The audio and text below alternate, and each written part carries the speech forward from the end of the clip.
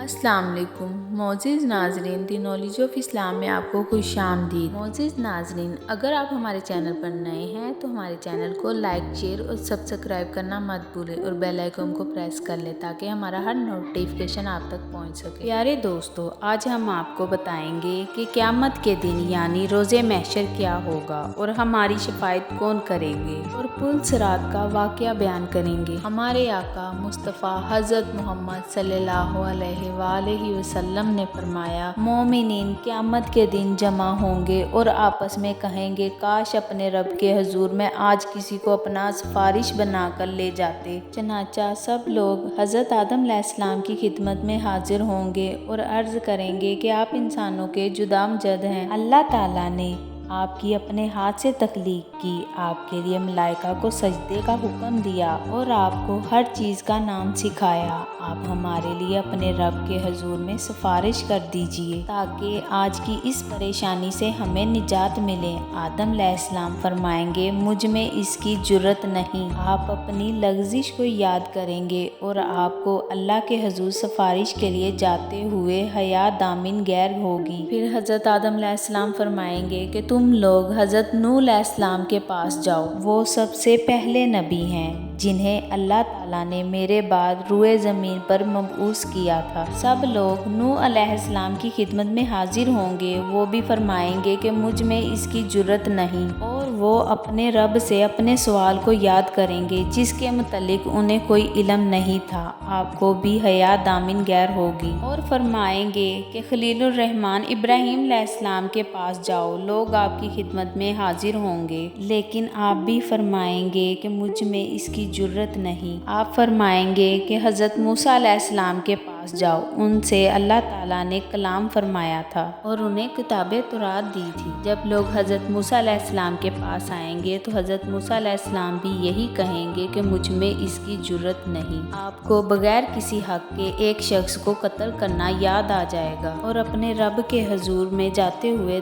حیا دامن غیر ہوگی۔ فرمائیں گے، حضرت عیسیٰ علیہ السلام کے پاس جاؤ، وہ اللہ کے بندے اور اس کے رسول، اس کا کلمہ اور اس کی روح ہیں، لیکن حضرت عیسیٰ علیہ السلام بھی فرمائیں گے کہ مجھ میں اس کی جرت نہیں۔ حضرت عیسیٰ علیہ السلام فرمائیں گے کہ تم حضرت محمد صلی اللہ علیہ وآلہ وسلم کے پاس جاؤ، وہ اللہ کے بندے ہیں اور اللہ نے ان کے تمام اگلے اور پچھلے گناہ معاف کر دیے تھے۔ چنانچہ تمام لوگ حضرت محمد صلی اللہ علیہ وآلہ وسلم کے پاس جائیں گے۔ آپ صلی اللہ علیہ وآلہ وسلم ان لوگوں کے ساتھ جائیں گے اور اپنے رب سے اجازت مانگیں گے تو آپ کو اجازت مل جائے گی۔ پھر میں اپنے رب کو دیکھتے ہی سجدے میں گر پڑوں گا اور جو کچھ اللہ چاہے گا وہ دعا مانگوں گا۔ پھر آپ صلی اللہ علیہ وآلہ وسلم سے بولا جائے گا، اپنا سر اٹھاؤ اور مانگو، تمہیں دیا جائے گا، کہو تمہاری بات سنی جائے گی، شفاعت کرو تمہاری شفاعت قبول کی جائے گی۔ میں اپنا سر اٹھاؤں گا اور اللہ کی وہ حمد و بیان کروں گا جو مجھے اس کی طرف سے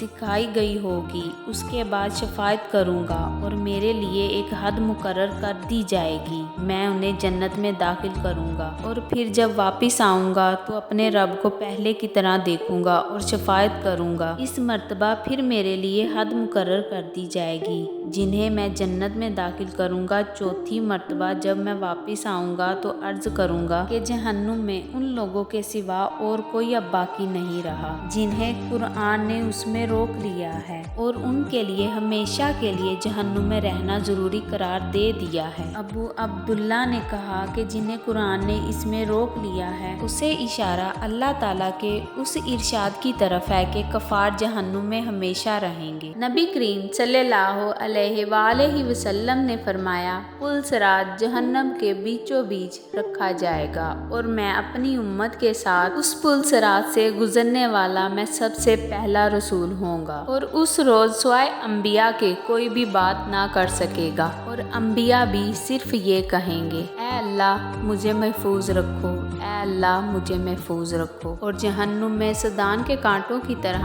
انکس ہوں گے۔ سدان کے کانٹے تو تم نے دیکھے ہوں گے۔ صحابہ رضی اللہ تعالیٰ عنہ نے عرض کیا، کہا ہاں۔ آپ نے فرمایا تو وہ سدان کے کانٹوں کی طرح ہوں گے، البتہ ان کے طول و عرض کو سوائے اللہ تعالیٰ کے اور کوئی نہیں جانتا۔ یہ انکس لوگوں کو ان کے اعمال کے مطابق کھینچ لیں گے۔ بہت سے لوگ اپنے عمل کی وجہ سے ہلاک ہوں گے، بہت سے ٹکڑے ٹکڑے ہو جائیں گے، پھر ان کی نجات ہوگی۔ جہنمیوں میں سے اللہ تعالیٰ جس پر رحم فرمانا چاہے گا تو ملائکہ کو حکم دے گا کہ جو خالص اللہ تعالیٰ ہی کی عبادت کرتے تھے انہیں باہر نکال لو، چنانچہ ان کو وہ باہر نکال لیں گے۔ صحیح بخاری اور بھی کتابوں میں اس کا حوالہ ہے۔